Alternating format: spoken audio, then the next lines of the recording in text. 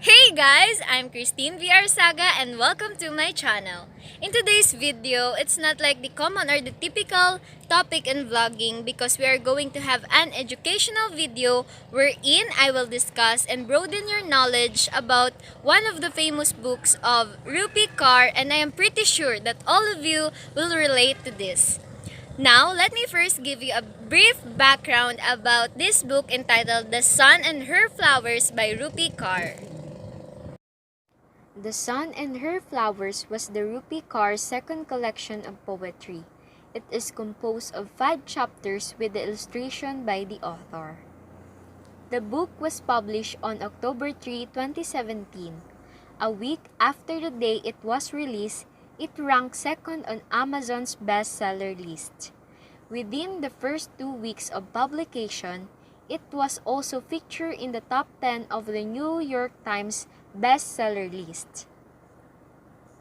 The book is divided into 5 sections reflecting the life cycle of a flower, with chapters entitled Wilting, Falling, Rooting, Rising, and Blooming.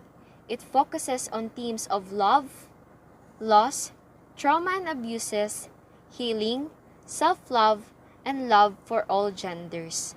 The author decided to title the book this way just because she felt in love with the way that sunflower worship with the sun, on how they rise with the sun, and then they follow the sun around.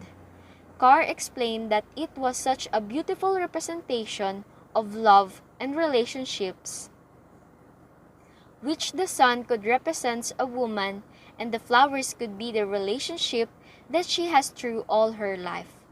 All in all, it is a very multi-dimensional representative book. And there you have it. You have now a little knowledge about our topic for today. And you know what, guys? To be honest, I am so grateful for having this opportunity to share this to all of you for the reason that this poem reflects my past experiences. Later on, I will show some of my learnings about on what I experienced and on how I overcome those hardships as well. So without further ado, allow me to recite the poem. On the last day of love, my heart cracked inside my body. I spent the entire night casting to bring you back. I reached for the last bouquet of flowers you gave me, now wilting in their vase. You left, and I wanted you still, yet I deserve someone who was willing to stay. I pinch my belly till it bleeds, have lost count of the days. Sun becomes moon, and moon becomes sun. I became ghost. A dozen of different thoughts tear through me each second. I am okay. No. I am hungry. Yes. I hate you. Maybe. I can't move on. I will. I forgive you. I want to rip my hair out over and over and over again till my mind exhausts itself into silence. What does love looks like? What does love looks like? The therapist asked 1 week after the breakup. I am not sure how to answer her question except for the fact that I thought love looks so much like you. That's when it hit me and I realized how naive I have been. To place an idea so beautiful on the image of a person. Well, I tell her, I don't think love is him anymore. If love was him, it would have been simple. I don't think love is him anymore. I repeat. He took and he took, wrapped me in the word special until I was so convinced he had only eyes to see me, hands only to feel me, a body only to be with me. But I think love starts here. Everything else is just desire and projection of all our wants, needs, and fantasies. But those externalities could never work out if we didn't turn inward and learn how to love ourselves in order to love other people. Love does not look like a person. Love is our actions. Love is understanding. Love is knowing whom to choose. We have the power to hurt one another, but we are going to do everything in our power to make sure we don't. I wonder if I am beautiful enough for you, or if I am beautiful at all. I change what I'm wearing 5 times before I see you, wondering which pair of jeans will make my body more tempting to undress. Your voice alone drives me tears. Yours telling me I am beautiful. Yours telling me I am enough. You're everywhere except right here. I notice everything I do not have and decide that it is beautiful. I used to be deeply emotional. I crumble on demand. But now, the water has made its exit. Of course, I care about the ones around me. I'm just struggling to show it. I used to dream of being so strong, nothing could shake me. Now, I am so strong that nothing shakes me, and all I dream is to soften. I've spent years trying to figure out how I could have stopped it, but the sun can stop the storm from coming. I'm tired of decorating this place with your shame, as if it belongs to me. The truth comes to me suddenly after years of rain. I do not weep because I'm happy. I weep because I have everything yet I am unhappy. Let it go. Let it live. Let it happen. Nothing in this world was promised or belonged to you anyway. All you own is yourself. You can intimate a light like mine, but you cannot become it. And here, you are living despite it all. This is the recipe of life, said my mother. Think of those flowers you plant in the garden each year. They will teach you that people too must wilt, fall, root, rise in order to bloom. They have no idea what it is like to lose home at risk of never finding home again. Borders are man-made. They only divide us physically. Don't let them make us turn on each other. Perhaps we are all immigrants, trading from one home to another. How do I teach myself to accept a healthy love if all I ever known is pain?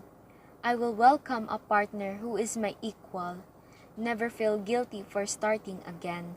The middle place is strange. What is with you in sunflower? He asked. I point to the field of yellow outside. Sunflower worships the sun, I tell him.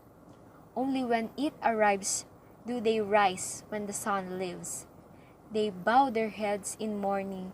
That is what the sun does to those flowers. It's what you do to me.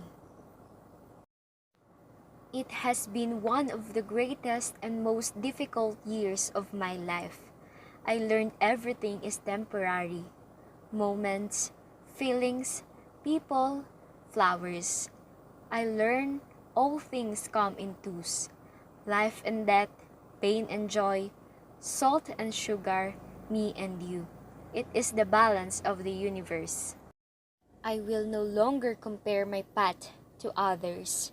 I am the product of all the ancestors getting together and deciding these stories need to be told.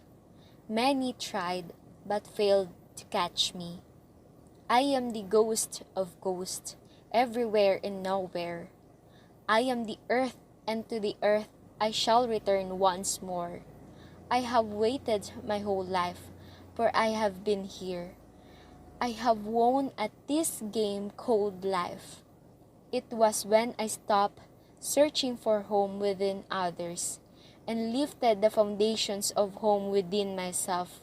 We are not each other's competition. It is a blessing to be the color of the earth. We need more love, not from men, but from ourselves. If you continue to starve yourself of love, you'll meet people who'll starve you too. The universe will hand you those who love you too. What is the greatest lesson that a woman should learn? Is that since day one, She's already had everything she needs within herself. And that's it. As what I have mentioned before, the author explains that this poem was such a beautiful representation of love and relationship, which the sun could represent a woman and the flowers could be the relationship that a woman has through all her life. Moreover, what you saw before in the video is what exactly I experienced before. This is when someone who came into my life and I thought he is the one or the real one for me rather, and we've been almost for 3 years and we face a lot of problems but we still fight for each other. As time goes by, we still hold on to each other, not until one day the world was changed and everything was changed. And then I finally find the courage to end our relationship and he also agreed for that. Since that day, I was so empty and I felt the pain every day and every night. I have a lot of breakdowns in different places, even in the crowded places like malls, plaza, and even in our school. On the other hand, even I had those experiences, I'll make sure that not all people would know what happened or what I am really going through. Even my family had no idea and they never knew. I had a lot of friends, but few of them are aware on what really happened on us. I took a lot of courage to finally accept on what happened. Since then, I realized that to know love, we must know heartbreaks. Yes, it's painful, but it is also a way for us to become a better version of ourselves.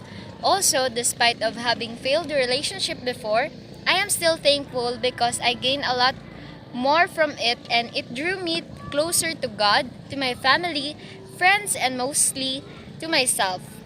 Guys, yes, I know that we have different paths of our lives, but all I can advise is that self-love is a must. Yes, being in love is one of the greatest things that can happen to someone or to all of us, but always make sure that self-love is very important. It helps to build the foundation of who we really are, and when we truly start to love ourselves, things begin to fall into places for us and life itself begins to feel truly beautiful, which is what life was intended to be felt. Always keep in your mind that how you love yourself is how you teach others to love you. That's all. Thank you.